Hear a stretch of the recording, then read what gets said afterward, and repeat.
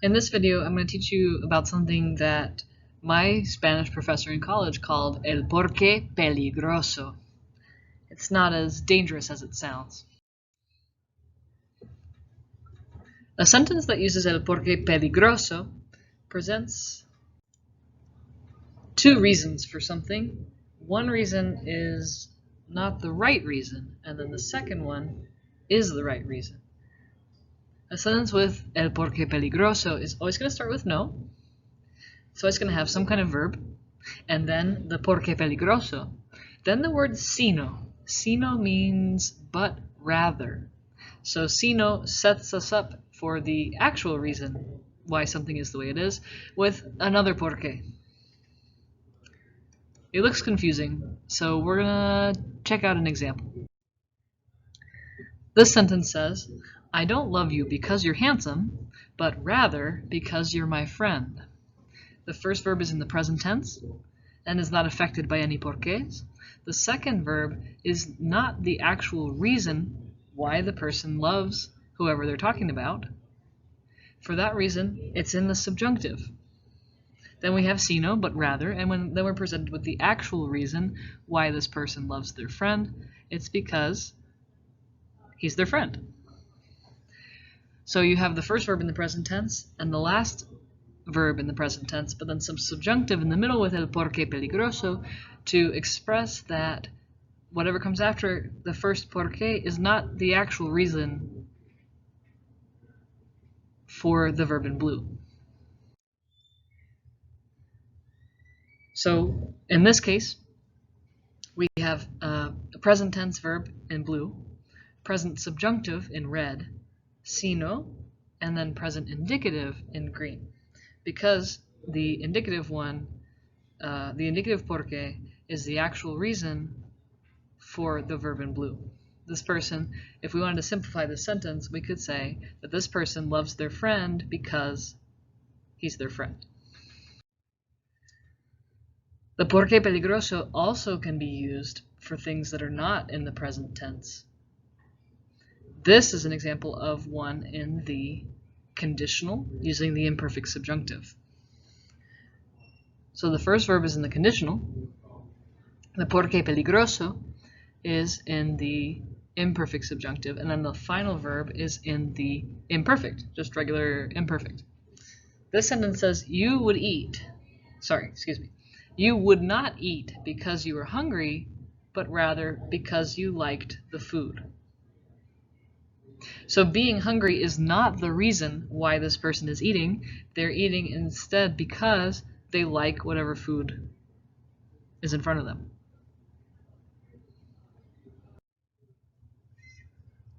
Another expression that kind of uses the same structure as el porque peligroso is tan or tanto que. And it means so that in the sense of so much that.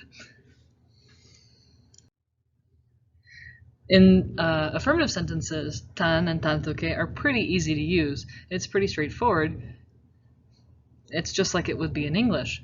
I like cats so much that I have 5. Present tense, no problem. The other example, the model is so ugly that he lost his job. Oh, that's very sad, but once again, straightforward, present tense, no problem. When you have a negative sentence with tan or tanto que, a negative sentence is negative because it has the word no in there somewhere, usually before the first verb. Anyway, the examples are showing that there's a condition that has not been reached, and that's what's expressed in the subjunctive. So the first example, you don't run so much that you're in shape, it implies that the person who is running doesn't run enough to really be in good shape and be fit. So since that person isn't actually in shape, the verb estar is conjugated in the subjunctive. It's talking about a situation that isn't real. In the second example, the car is not so expensive that I won't buy it.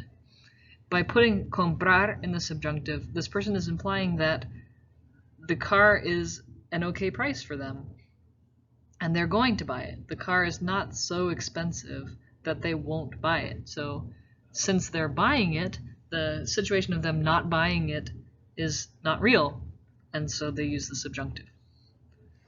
Got all that? It gets even more tricky when we go into complicated tenses like the conditional and the imperfect subjunctive. Here are those same sentences, but now it says you would not run so much that you were in shape. And since this person is not running enough to lose weight or get fit like they want to, estar becomes estuvieras in the imperfect subjunctive. The second example, the car would not be so expensive that I wouldn't buy it. It's the same idea. It's presenting a situation that's not actually happening. So, like in this case, the car is cheap enough that the person speaking is going to buy it. But since the situation of them not buying it is not actually happening, we have comprar in the imperfect subjunctive.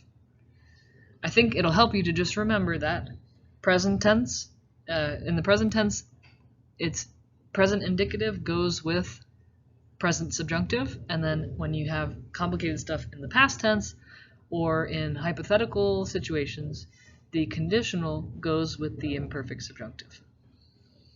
Thanks for watching.